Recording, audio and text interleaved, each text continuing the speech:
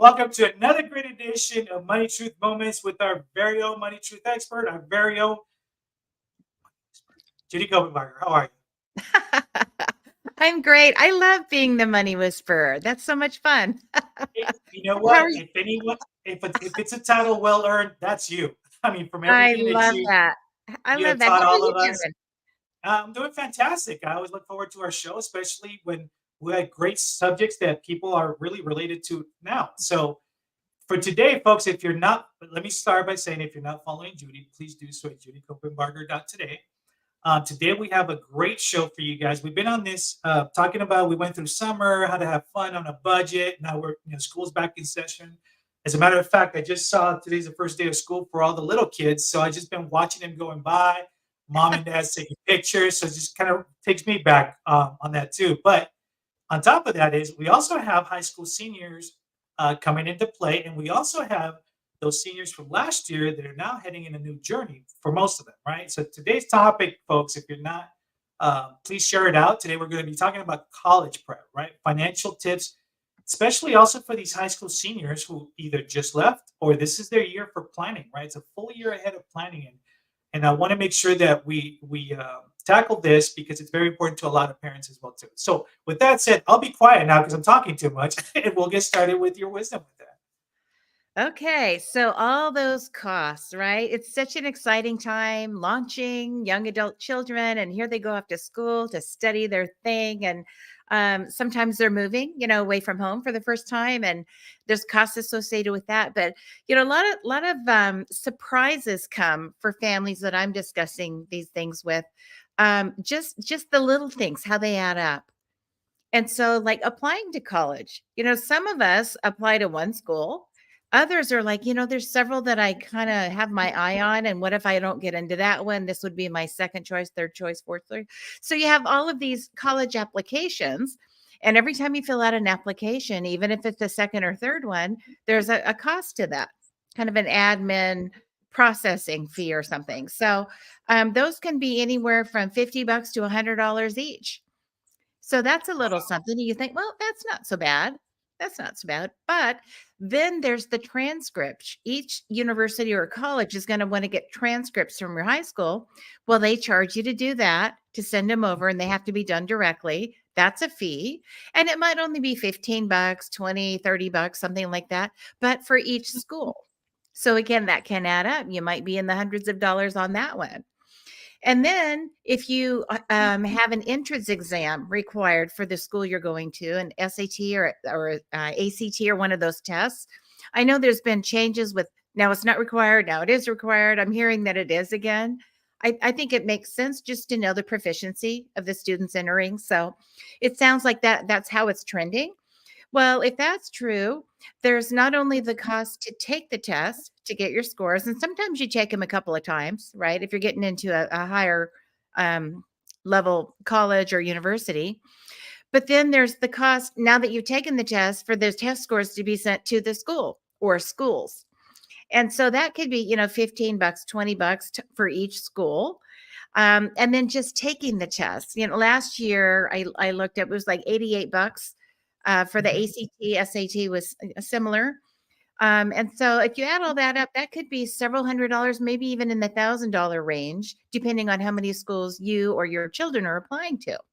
So it's something to plan for, right? And if you're already in it, you might be surprised by that. So, it's always good to have a few extra dollars lying around when transition is afoot, right? If we're about to make a move, we're about to get kids in college, something is changing, a job is changing, we're starting a new business. You always want to be more liquid and have some savings lying around. So those are just some things to think about. How did it go for you, Carlos? I know you just went through this in the last year or so. Yeah, and actually, that's something I love for you to also do a little deep dive on. But I'm going to tell you that I think also when we talk to parents about, their kids want to go to this school, their kids want to go here, and some of them, they're banking on maybe scholarships, maybe sports scholarships, and unfortunately, those are very far and few who can get them. But there's also that option for like junior colleges, and I don't think parents are really looking at that to save some money, because what you also don't know that a lot of junior colleges are the stepping stone for your kids to get into better schools for athletics and things like that too, which is kind of like what we're going through as well too. We had the option of putting him in private university as well, but and actually this was his decision that he wanted to go to a JC because he wanted to play football and be the stepping stone to a bigger university for him to play where he wants to play. I won't drop any names, but it has like a Trojan icon and stuff like that. But I might have an idea. Yeah, that'd be yeah, hilarious. right. Yeah. So, but it is hard because you also see a lot of kids. Some of them apply 10 different universities, and it's sad to see though that some of them, when they don't get in, it's that heartbreak look that they give you, like I didn't get in. It's for them, it's like the world just crumbled down, right? So I think Yeah. it's also important for us just to give them options, and I think that's what it really comes down about, which you always talk about. You talked about buckets for this and all that, but I'm thinking of it in the same respect of opportunities, right? Okay, so you didn't get into your university is not the end of the world. So you start here, and ideally, what people forget, especially as parents and in talking to our kids, is okay. What is your goal, right? We talked about careers. What is it that you want to end up? So you don't really need to be going to the most expensive Yale, Harvard, or whatever university to become X, Y, and Z. There's other options and there's other roads. And I think for all of us, and you can tell me also if I'm wrong, but it's the emotional factor that always creates the problems, right? Because you make decisions based on emotion versus logic. And I think what we've learned from you is just exactly that, to take that emotion to make good common sense decisions, right? What do you think? I think you're right about the emotional side of things. Our market is emotional, our economy is emotional, our politics are emotional, our faith is emotional, all that stuff. But when it comes to this transition, it's funny that you said, it's like, I didn't get into that school. That was my dream. And I'm 18 and my life is over. It's like, really? Well, Yep. why don't you apply next year? Or why don't you apply the year after that or for grad school? Or take some special courses there. You can still be a Trojan, or where whatever you want to be. Life doesn't end at 18, 19, or 20. I'm thinking I went back to school in my 40s, went back in my 50s. It's like I'm still at it, right? So it's just funny how you think when you're a young adult or just kind of becoming one. Um, Everything is so finite and everything just has this timeline. I got to be married by 30. I got to have my first baby, by whatever, 25, or I'm going to be an old woman. It's like, not really. You have Right. time. So that's to the younger ones out there. It doesn't feel like it. And I know when you're in it, it's so thick, but there's time. There's time. You can always have plan B, plan C, plan D, plan E. There's so much time, so much opportunity here. And then for the adults, I think the emotional part maybe isn't about the urgency.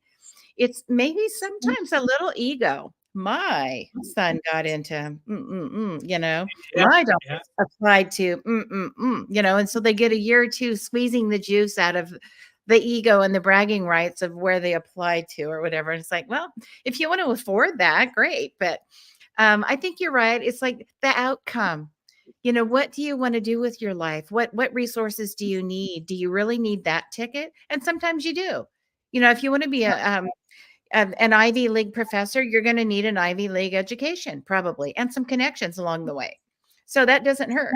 If you want to be a big time attorney, if you want to be a big time, accountant or a financial advisor or something like that, it doesn't hurt to have connections from some of these bigger schools. And a lot of the value of attending one of those is the people that you're connected with, the families and the business owners that you're connected with, not necessarily just that ticket because you read that book in that class with that professor, right? Right. So there is value to that. It's just a different kind of value. But when you start with the outcome in mind, no matter what the goal is, I think it just always can help. And it can help us guide our kids, the right direction and calm everybody down with the emotions. Don't be so emo, right? Yeah. So Yeah. let me also ask you the same question. So how did you deal with this with your with 5 kids, right? So you've had like being pulled in every direction. So how were you able to handle all that? Well, fortunately, they all didn't start college all at one time. So our first one, we are not helicopter hovering parents. It blew my mind how many are, when you go to the back to school and orientation and all the things at college, like all the parents making the decisions for the life of their adult children. It's like they're adults, right? Bye, honey. You're going to be great. So somewhere in the middle, right? You don't need to sleep in the dorm the first whole week with them and may help them make friends. They do just fine. So our first one went to a really good university, 40, 50,000 people apply every year, and she got in and did well. Our second one, same thing. It was California University, both of them. Did really well, got in. Our third one started at a JC and decided that he's a business guy. And then we had twins that went the JC route and then transferred to a private university to finish their undergrad degrees. So we had kind of the whole spectrum of ways to get it done. The kind of costly route and the kind of not costly route, although we did have scholarships and things like that available. That helped a lot because our plan was to end up with no debt. And they were private school all the way through, so we kind of paid, along the way. But one thing about that is we always saw it as a big investment, and I think it paid off because their grade school private school, they went from preschool through 8th grade at one school. They were very well prepared for a private prep school, high school. And so when they came out of high school, they were very well prepared for their university studies. And our first two finished high school already as mid-year sophomores in college because they had all those honors classes and college classes. I don't remember what they call them now, but the college credit classes where you get high school and college credit Right. at the same time. So a lot I of think it's like a dual immersion or something like that. Something along yeah, those lines. where the universities actually, teach them in their high school. And so they were able to do that. And then they got their, of course, you get a high GPA when you do that and you get an A, you get a 5 instead of a 4. That helps. And so anyway, they did that. But both of our first two that went through finished basically in less than 3 years of curriculum. So you figure you save a whole year and a half of tuition at the college level. That's a whole lot of savings, Yeah, So huge. Yeah. I figured it was a good ROI. That way they were well prepared. They were never behind the ball catching up. And so that's kind of how we played it. And I feel like, going into having babies even, one of the roles that we felt were important was to make education available. If they want to go, pave the way, make it happen, don't make it a burden, make it, something that we can do for them. And so we were able to do that. And so I think they have a really good foundation, and that's kind of how we played it. That's awesome. So also, I think in your lifetime doing all of this, have you? I'm sure you have, but would parents come in to talk to you about? There's also this perception that if you didn't start saving for their college, early enough, then it's too late, and kids get into debt and all of that. You want to talk a little bit about some options for parents and that mindset when they're kind of panicking? Yeah, well, it's just like anything else. I wish I would have started sooner. I wish I would have done more, right? But we're always balancing. Do we do soccer cleats or piano lessons or save for college? Well, piano lessons start Monday. So what are you going to do, right? We need groceries today. So it's a little tricky. Some people are blessed to have family that can help them, grandma and grandpa set up a foundation or something like that. Other people really plan ahead, and most of my clients were pretty good at this. It's like, I can see that I want to have education available or launch money available for our young adult children, and they're little now. What can we do? And there's all kinds of savings programs. The 529 is the one that most people know about, tax free, to save for either secondary school or college, or it's even private, like high school now and junior high. You can use that for. So there are a lot of great financial tools, and it's just like anything else. You just plan before you need it, plan ahead, and just do that little bit. What if it's only $50 or $100 a month? Over the lifetime of your child, that's a lot. It's a really good nugget to start with at the other end. But people that come in and said, I wish I would have, I never could. We never could get ahead of that wave, ahead of that curve. What do we do now? Then it's just a matter of looking at your options. Do we borrow? Do we have family help us? Do we look into scholarships, grants, loans? Yes. I like the grants, right? You don't have to pay them back. I like scholarships. They're a gift, usually meritorious. It's like you did something or you have a cause that people care about that you champion. And so they want to help you get ahead and cover that tuition and maybe even housing. And that's everything from, Boy Scouts to all of the community groups you have in your community, the women's groups and the Lions Club and the Chamber of Commerce's. They all help young kids get into school. If you're interested in engineering, there are engineering scholarships. If you're interested in art, there are art scholarships. And then there's private family foundations and corporate foundations. So use the resources in your high school, use the resources in your JC or in your college. Walk in there and say, I know there's all this untapped money, so many millions and millions and millions every year is available that nobody ever asks for. And find the ones that will work for you or your children or grandchildren, right? If you're helping your kids out, and find those resources. They're available. You just have to ask. And it's just like, we're talking about all these little nitpicky costs of, you got to Right. take the test and you got to get the scores and the transcripts and all of that. Well, a lot of people don't know if you're at the other end, you don't have this big family foundation covering all this stuff. Always ask for the deals. The National School Lunch Program, if you're in government housing, all of these resources that help people that need food, they just need help with their family. It's too tight right now. If you have some participation in those programs, all these fees get waived. So you just have to ask. It's like, what's available for me? Because I've got one or two starting college. And I mean, we're already kind of pinched a little bit. We're in this bottleneck of financial, ness right now. We need help. And there's so many programs. You just have to ask. Really, Yeah, just and I'm glad you're sharing that because those are things again that you don't really think about, right? It's like, oh, Mhm. I could have done this or I could have done that and save myself all this extra headache. So thank God for you and your wisdom with all of this for for some of my parents. And folks, we're at the tail end of our show, and you know what that usually means, right?